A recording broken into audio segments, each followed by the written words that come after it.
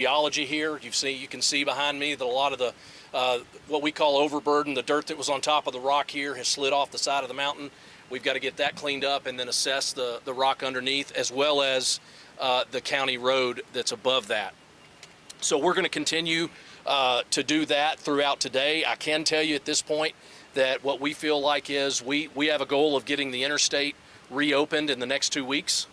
However, we have a significant amount of work to do down here at the interchange at 451. We think that's going to take a little bit longer, but we'll be able to give you more information on that as it becomes available. But right now, we have put Charles Blaylock and Sons to work as of 6:30 this a.m.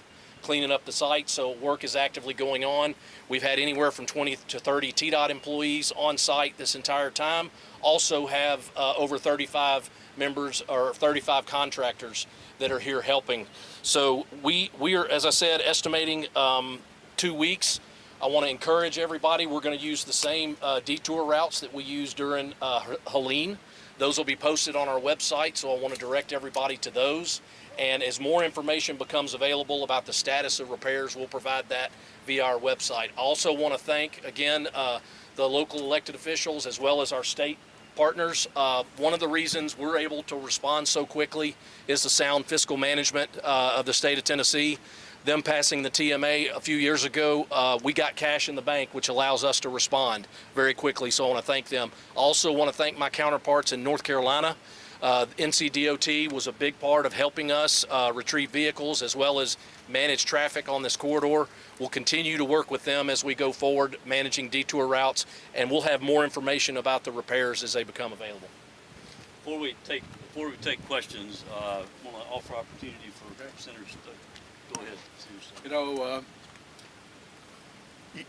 it's not how many times you get knocked down, it's how many times you get back up. And each time, Cocke County keeps coming up swinging, and we're proud of them for that. When you look at what happened here over the past few months, you know, already the whitewater rafting is back up and running. If you go downtown Newport, you know, it's opened back up again. So we're really fighting to keep everything going. If you're trying to come from North Carolina into Tennessee, you can always take Highway 2570 coming out of Hot Springs and Nashville that way. So thank you. Senator, we'll go first, Representative Clayton. So what I hope the listeners know is that you can still come and raft. There's still rafting right here in Hartford, Tennessee. We want you to come. There's a great little restaurant called the Bean Trees, and even though we're down, we're not out. We will rebuild. We'll continue to rebuild. I'm talking with TDOT.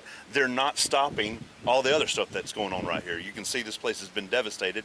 All that work is going to continue as this work is going to continue. And the other thing I'd like to say is they're hoping within 2 weeks to have this completely right back open the way it was. So please continue to come here. Our county depends on the rafting and the people coming through here. So all of the viewers, call today. Get a trip coming down the river. Come see how fun this place is and support this economy. Just once real quickly, I just want to again commend everyone. This is like a miniature version of any disaster such as Helene. You've got the three aspects of it. You got the response, the rescue, and the recovery. And last night's response and rescue was everybody springing into action together. It was our county EMA, our emergency responders, TDOT, and all the folks, the engineers, and all the folks that were already working on this road just sprang into action. And that is why, thankfully, we were able to say today that we have everyone who is impacted by this. It was on the road in the home that was flooded. We've got everyone is accounted for. We have no injuries, no casualties, and everybody's okay, and even the pets were saved. So we want to say that, you know, thank everybody who had a part in that, and then moving forward, we're going to have that same spirit of teamwork and cooperation in the recovery phase. And again, just as everyone here has said, you know, we're hoping in 2 weeks, but you know, however long that takes, we stand ready to help, and we are so grateful for the help from the state and the governor's administration. And just as a Representative Faison also said, the rafting is back up and running. We're hoping to make that better and enhance that as we go along. But we were down talking to the president of the Rafters Association today, and we're on site at one of the rafting companies. And they're up and running, and the crowds are having fun. They're doing great. So absolutely, this is a setback. This is not a defeat. And as Senator Sutherland said, we are a resilient and resourceful people, and we are putting that into practice, and that's not going to change, and we are going to come out of this stronger than we went in no matter what. Thank you. All right, we'll take a few questions, if anybody has any, and then we'll get back to work. Anybody? Yes, just how big of a miracle is it that there's no injuries, everyone's accounted, and everyone was Yeah. able to walk out safe? Well, anytime you have something of this nature happen, which is obviously a force of nature, then when you come out of it with no injuries, we are very blessed and fortunate to be able to get through that. And so we're just happy about that. But much of it is due, as has already been said, to our first responders. The people in this community responded immediately. People were out here helping each other, and our workforce out here was helping those that were immediately impacted as part of this. And so we're thankful and grateful that everybody did come out okay. Does this change the engineering of any of the work that was going on post-Helene? You want to answer Yeah, that? I would say we do have some sites that we were working on that were impacted by this. The good thing is we got forces here. We've had forces here since Helene, so I'm confident that we'll be able to. This site you see behind you is the most, what I'll say, invasive with regards to the improvements that are going to have to be had. But again, we've got a good plan. We've I think shown a track record that we can respond when things like this happen. So I'm confident in TDOT. I'm confident in our engineers, and we're going to get it done quickly. What caused the rock slide? Well, we're still piecing that together, but the long and short of it is that's a lot of water in a very short period of time. Okay, when you have 2.5 to 3.5 inches of water that's very localized in a very short period of time, these things can happen. We are in summertime, and these storms pop up, and you know, there was a flash flood warning that was issued, thankfully, by the National Weather Service. So, you know, I would just say when folks hear that, you need to take those kinds of things seriously. And thankfully, folks did, and agencies were able to respond quickly. So I think that's a big part of it. We know you said 2 weeks, hopefully 2 weeks. What kind of work is going to go into making sure that the side of the roads are clear and everybody that's working on that side of the barrier is safe to continue to do that work? So this is what we do. Challenges when it comes to engineering and constructing things are what we love to do every day. So you know, there'll be work going on over here at the same time there is over there, but you know, I mean, we do challenging work all the time. We're not worried about that. As far as the scope of the repairs, what you'll see behind me, without getting too into the weeds, is you'll see some of this material that's on the side of the hill have to come off. You'll see what we call some scaling and trimming, where we actually take some of the loose rock off, and then we'll make sure that we get that county road up there, that slope safe, such that we don't have those issues in the future. May end up putting some rock drapes on there that are pretty common in this area. Again, we'll assess that as we go. There are actually engineers working in the office right now as I speak to come up with those plans for those fixes. And you said there were 4, this obviously being the biggest one. Yeah. Where were the other 3? They're scattered out throughout this stretch here. I will say I want to make clear that there is significant damage to this interchange. While we're looking at this one slide, there's several feet of mud. Those are entrance ramps to or exit ramps to an interchange down there. We're going to go to work getting those cleaned up such that we can assess what kind of damage there is there. But our focus is going to be on getting the interstate, getting connectivity, getting the interstate open as quickly as we can. We know this area depends on this route from a commerce standpoint, as well as emergency services. So our focus is always getting our routes reconnected as soon as possible. Let me add something to what he said.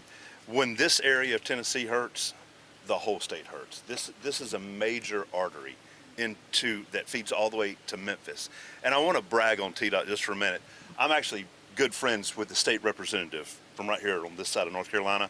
And when all this was going on with Hurricane Helene, he called me one time. He said, Jeremy, I hate to think that Tennessee does anything better than we do, but the way your Department of Transportation has responded with the quickness, the viciousness, the money up front, the way y'all done that, we could never do that in North Carolina. And I've looked and seen other states that don't have the capacity to answer with this quickness. With less than 24 hours, our guys are here. We're already working on it. We've got engineers, part of it. Blaylock and Jones are already doing the work.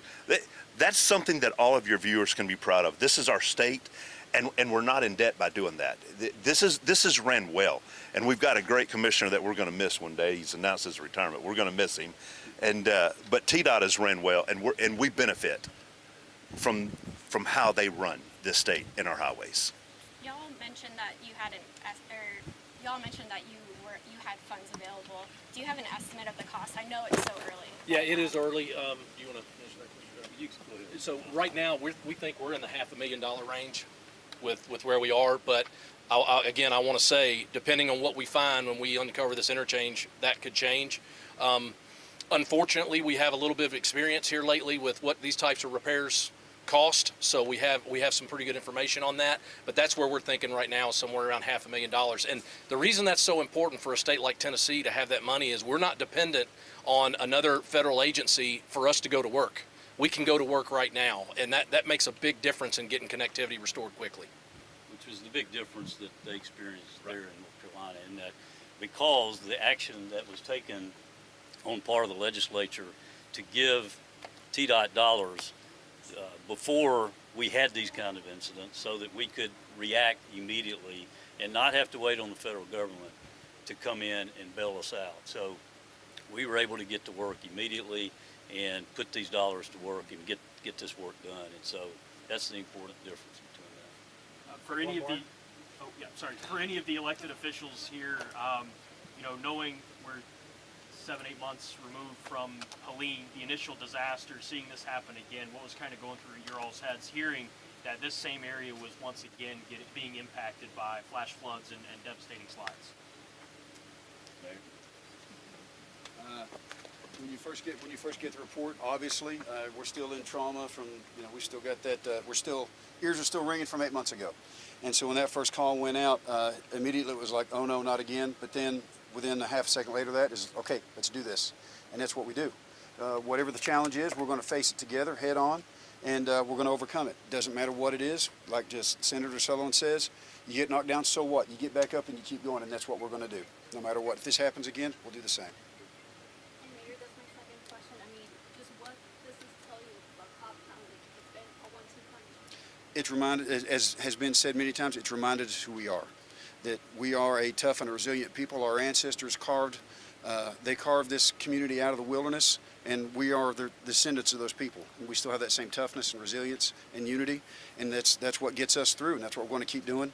And with that, and the help of God and our friends at the state of Tennessee and TDOT and Commissioner Ely and everybody else and all of our friends and neighbors in surrounding areas, that's what's getting us through. That's what's always got us through, and that's going to continue to be that way. And we're going to make each day a little better than the last. All right, we're going to go get to work, and we're not going to stop till we get this done. So thank you all for being here today. Thank you. Sorry. Thank you all. Thank you all. Thank you.